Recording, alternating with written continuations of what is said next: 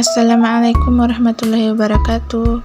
Hai, pada video kali ini saya akan membawakan materi mengenai pendidikan multikultural.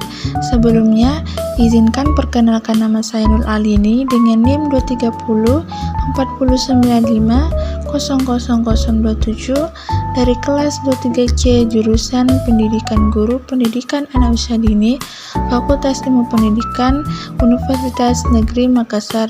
Mata kuliah pengantar pendidikan, dosen pengampun yaitu Pak Andromeda Valentino Sinaga, SS MPD. A. Definisi pendidikan multikultural.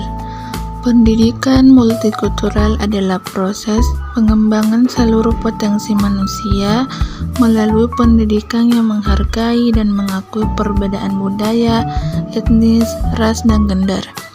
Pendidikan multikultural menekankan sebuah filosofi pluralisme budaya ke dalam sistem pendidikan.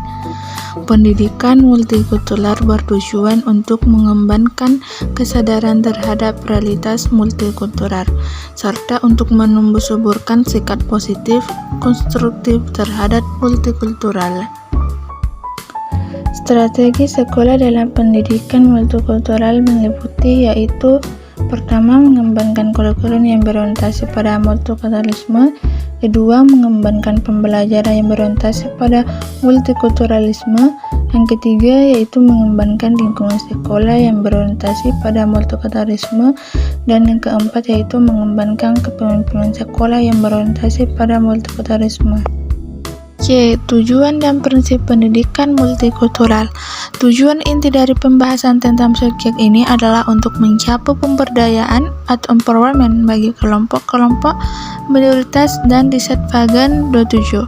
Secara konseptual, pendidikan multikultural menurut Gursky mempunyai tujuan dan prinsip sebagai berikut. A. Setiap siswa mempunyai kesempatan untuk mengembangkan prestasi mereka. B. Belajar dan berpikir secara kritis. C. Mendorong siswa untuk mengambil peran aktif dalam pendidikan dengan pengalaman mereka dan konteks belajar. D. Mengekspresikan semua gaya belajar siswa. E. Mengapresiasikan kontribusi dari kelompok-kelompok yang berbeda. F. Mengembangkan sikap positif terhadap kelompok-kelompok yang mempunyai latar belakang yang berbeda. Prinsip-prinsip pendidikan multikultural. Adapun prinsip-prinsip pendidikan multikultural yaitu: yang pertama, pemilihan materi pembelajaran harus terbuka secara budaya didasarkan pada siswa. Keterbukaan ini harus menyatukan opini-opini yang berlawan dan interpretasi yang berbeda. 2. Yaitu isi materi pembelajaran yang dipilih harus mengandung perbedaan dan persamaan dalam lintas kelompok. Yang ketiga, materi pembelajaran yang dipilih harus sesuai dengan konteks waktu dan tempat. Yang keempat, pengajaran semua pelajar harus menggambarkan dan dibangun berdasarkan pengalaman dan pengetahuan yang dibawa siswa ke kelas. Yang kelima atau yang terakhir, pendidikan hendaknya memuat model belajar mengajar yang interaksi agar supaya mudah dipahami. Materi selanjutnya yaitu pendidikan multikultural sebagai pendekatan. Beberapa pendekatan yang dilakukan di dalam pendidikan multikultural. Yang pertama yaitu pendekatan histori. Pendekatan ini mengendalikan bahwa materi yang diajarkan kepada siswa dengan menengok kembali ke belakang. Maksudnya, agar siswa mempunyai kerangka berpikir yang kompleks sampai ke belakang untuk kemudian merefleksikan untuk masa sekarang atau yang akan datang. Yang kedua, pendekatan sosiologis.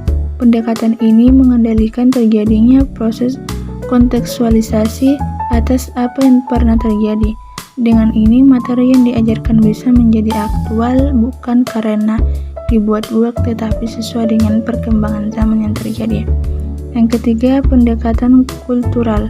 Pendekatan ini menitik beratkan kepada autentisasi atau tradisi yang berkembang. Dengan ini, siswa dapat melihat mana tradisi yang otentik dan mana yang tidak. Materi selanjutnya yaitu multikultural konstitusi pendidikan. Dalam konteks Indonesia, pendidikan multikultural menyentuh kontekstualisasi kehidupan manusia di Indonesia. Kesadaran bahwa bangsa Indonesia adalah bangsa yang terdiri dari beragam suku, budaya, agama, identitas, sejarah lingkungan, dan pengalaman hidup yang unik dan berbeda-beda. Perbedaan adalah identitas terpenting dan otentik setiap manusia daripada kesamaannya. Sudah saatnya kegiatan belajar mengajar ditunjukkan agar peserta didik tidak hanya menguasai materi, ilmu, atau nilai, tetapi mengalami sendiri proses berilmu dan hidup dalam kebersamaan di ruang kelas dan sekolah. Untuk itu, guru tidak lagi ditempatkan sebagai aktor tunggal terpenting sebagai kamus perbicaraan yang serba tahu dan serba bisa. Guru yang efisien dan produktif ialah jika bisa menciptakan situasi sehingga tiap peserta didik belajar dengan cara sendiri yang unik. Kelas disusun bukan untuk mengubur identitas personal, tetapi memperbesar peluang tiap peserta didik mengaktualisasikan diri masing-masing. Materi yang selanjutnya yaitu materi terakhir mengenai pendidikan multikultural pada siswa di sekolah. Pada materi ini, pendidikan multikultural pada siswa di sekolah terbagi menjadi dua bagian, yaitu yang pertama sebagai falsafah pendidikan, yaitu pandangan bahwa kekayaan keberagaman budaya Indonesia hendaknya dimanfaatkan sebaik-baiknya untuk mengembangkan dan meningkatkan sistem pendidikan dan kegiatan belajar mengajar di Indonesia, guna mencapai masyarakat Indonesia yang adil dan makmur atau berbakat dan bahagia dunia akhirat.